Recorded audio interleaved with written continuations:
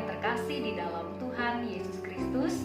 Dalam renungan pagi saat ini kita akan membaca dan merenungkan bagian firman Tuhan dari Injil Lukas pasal yang keempat ayat 21 sampai 24 dengan perikop Yesus ditolak di Nazaret.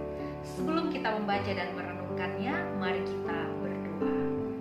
Hati kami limpah dengan syukur ya Allah, sebab Engkau Bapa yang baik, yang senantiasa mengasihi dan memelihara kami, serta memampukan kami menjalani hari-hari hidup kami sampai dengan saat ini. Dan di pagi yang indah ini Tuhan, kami hendak mengawali hari kami dengan merenungkan firman. Biarlah kuasa Roh Kudus menolong, menuntun, membimbing kami, sehingga kami dapat mendengar dengan baik, terlebih melakukan firman Tuhan dengan setia. Amin. Injil Lukas pasal 4 ayat 21 sampai 24. Yesus ditolak di Nazaret, yang demikianlah bunyi firman Tuhan. Lalu ia memulai mengajar mereka, katanya, pada hari ini genaplah nas ini sewaktu kamu mendengarnya. Dan semua orang itu membenarkan dia, dan mereka heran akan kata-kata yang indah yang diucapkannya. Lalu kata mereka, bukankah ia ini anak Yusuf? Maka berkatalah ia kepada mereka, tentu kamu akan mengatakan pepatah ini kepadaku, hai tabib, sembuhkanlah dirimu sendiri.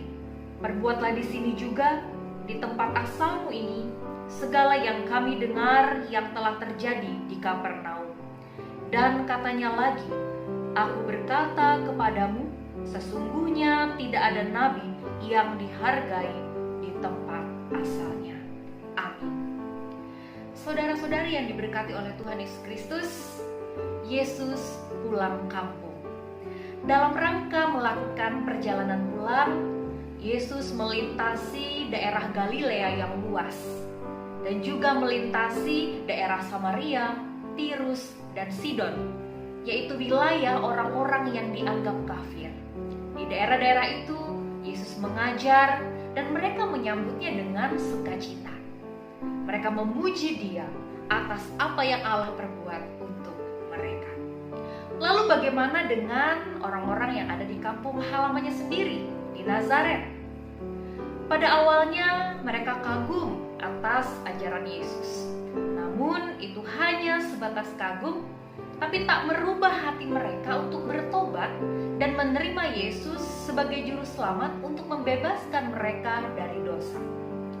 Mereka lebih mempersoalkan masalah status Yesus yang adalah anak si tukang kayu, bukan memahami makna serta isi pesan penting ilahi yang diajarkan oleh Yesus bagi mereka untuk diterima. Dan pada akhir kisah seperti yang dituturkan dalam kitab, mereka menolak Yesus. Tidak ada tempat bagi Yesus di hati mereka. Hati mereka lebih keras dari batu, sombong, angkuh, curiga, meremehkan, bahkan berusaha untuk membunuhnya.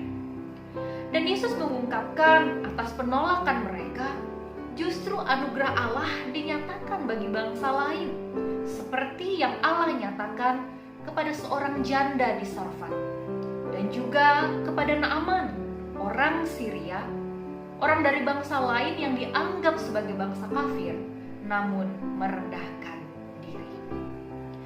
Saudara-saudara yang diberkati oleh Tuhan Yesus Kristus, apa yang bisa kita maknai dari nas hari ini? Yang pertama ialah bahwa dunia akan selalu menolak Yesus. Tetapi bersyukurlah kita yang percaya bahwa Dia, Yesus Kristus, adalah Tuhan dan Juru Selamat kita. Namun kita juga mesti waspada. Jangan-jangan meski mulut kita mengaku bahwa Yesus Kristus adalah Tuhan, tetapi tindakan kita tidak mencerminkan ucapan kita. Sebab ada banyak orang Kristen yang kehidupan berimannya sama seperti orang-orang Nazaret dalam masa hari ini, yang hanya memuji, mengeluhkan Yesus ketika mujizatnya begitu tampak kentara dalam peristiwa yang spektakuler. Dan baru percaya ketika segala doa-doa semua terjawab sesuai keinginan.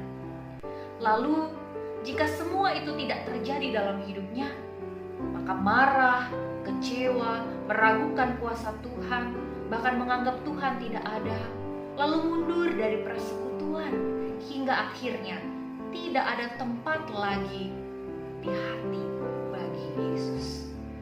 Lalu bagaimana dengan kita? Yang kedua, saudara-saudara yang terkasih, karya Allah melalui Yesus, anak si tukang kayu ini, mau mengingatkan kita bahwa kuasa dan karya Allah tidak dapat dibatasi dan kita atur sesuai dengan kehendak dan selera kita. Allah bisa berkarya melalui apa saja dan siapa saja, melebihi apa yang mampu dipikirkan dan dimengerti oleh manusia. Ia bekerja sesuai dengan caranya sendiri. Maka janganlah letih dan lesu jikalau yang terjadi di dalam hidup kita tidak sesuai dengan apa yang kita harapkan. Tetaplah berdoa, bersabar, dan percaya bahwa di dalam segala sesuatu Ia mendatangkan kebaikan bagi kita. Yang terakhir, Ibu Bapak Saudara, karya Allah melalui Yesus, anak si tukang kayu, merupakan kesempatan bagi manusia untuk menerima rahmat Tuhan, pengampunan dosa, dan hidup yang kekal. Maka bukalah hati kita, saudara. Sambut dan terimalah Yesus di dalam hidup kita. Bertumbuhlah dan semakin dewasalah dalam iman kepadanya. Berpeganglah teguh pada firman-Nya dan saksikanlah Dia dalam perbuatan kita. Amin. Mari kita bersatu di dalam doa. Terima kasih Bapa atas firman-Mu yang sudah kami baca dengan dan renungkan bersama pagi ini.